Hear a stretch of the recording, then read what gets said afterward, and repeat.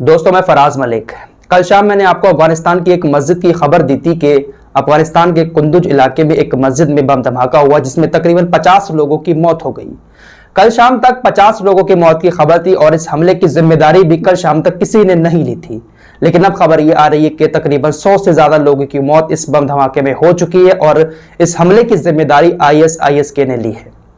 ISIS ने हमले की जिम्मेदारी लेते हुए कहा कि एक सुसाइड बॉम्बर हमने भेजा था और ये वीगर मुसलमान था। जो चाइना के अंदर वीगर मुसलमान रहते हैं उन्हीं में से एक वीगर मुसलमान था जो अपने अंदर बॉम्ब छुपा कर ले गया था और मस्जिद में जाकर उसने अपने आप को ब्लास्ट कर लिया, जिसमें तकरीबन 100 से ज्यादा लोगों के मारे जाने की अब तक खबर सामने आई है।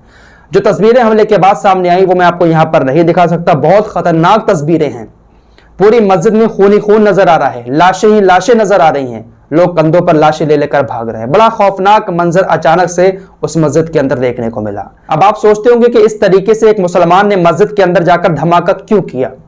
ISIS ने इसकी वजह यह बताई है कि अफगानिस्तान, तालिबान और शिया समुदाय के जो लोग हैं अफगानिस्तान के अंदर, वो चीन के वीगर मुसलमानों को अपने यहां पर रहने की इजाजत नहीं दे रहे हैं। इस वजह से चीन के इस वीगर मुसलमान ने अपने आप को सुसाइड बॉम्बर बनाकर मस्जिद में ले जाकर ब्लास्ट कर लिया। आपको मैं पहले भी बता चुका हूं कि चाइना के अंदर जो वीगर मुसलमान है, अशरफ गनी की सरकार ने भी अफगानिस्तान में उनको जगह नहीं दी थी और तालिबान की अब जो सरकार आई है उसने भी साफ इनकार कर दिया है कि हम इनको अपने यहां पर जगह नहीं देंगे।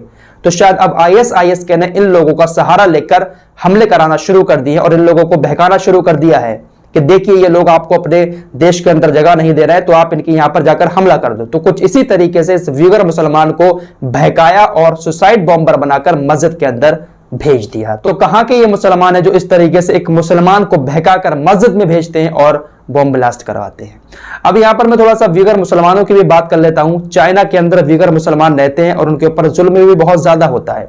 बहुत सारी खबरें आपके सामने मैं पहले भी रख चुका हूं और आप भी सुनते रहते होंगे, लेकिन उनको लेकर कोई भी आवाज नहीं उठाता है। कोई भी इस्लामिक देश उनके फेवर की बात नहीं करता है, चाइना से कोई सवाल नहीं करता है। OIC जो इस्लामिक संगठन है वो भी खामोश रहता है चीन के वीगर मुसलमानों वाले मामले पर। OIC जो है वो कभी कभार भारत के मुद्दों पर थोड़ी सी आवाज उठाता है, लेकिन भारत उनको डपटी देकर चुप करा देता है। कश्मीर के मुद्दे पर भी एक बार OIC ने आवाज उठाई थी तो भारत ने कहा आप खामोश रहिए, ये हमारा आंतरिक मामला है। अब OIC ने असम वाला जो मैटर था, इससे पहले मैंने रिपोर्ट में एक बताया था कि कतर की असेंबली में बाकायदा इस बात को लेकर चर्चा हुई थी और कतर के जो सांसद थे उन्होंने कहा था कि सारे इस्लामिक देशों को एक होकर भारत के खिलाफ आवाज उठानी चाहिए।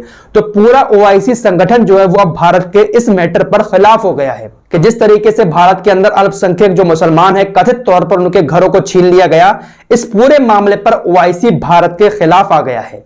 भारत की आलोचना कर रहा है कि यह बिल्कुल गलत हो रहा है, भारत के अंदर इस तरीके से नहीं होना चाहिए। बाकायदा ट्वीट आपके सामने OIC के। तो ये OIC कभी कभी भारत के मुद्दों पर तो आवाज उठाता है, लेकिन फिर भारत इनको डपटी देकर चुप करा देगा कि भैया ये हमारा आंतरिक मामला है। लेकिन चीन के जो वीगर मुसलमान हैं उनके ऊपर वाकई में जुल्म होता है, लेकिन पूरी दुनिया खामोशी से देखती रहती है। तो फिलहाल हालात बहुत ज्यादा खराब है दुनिया के, सबको अपनी अपनी पड़ी है। कोई किसी के दर्द को समझने वाला नहीं है, कोई इंसानियत की बात करने वाला नहीं है, सब अपने अपने में लगे पड़े हैं। फिलहाल इस रिपोर्ट में इतना ही। मिलते हैं एक और नए वीडियो के साथ, तब तक के लिए अपना ख्याल रखें।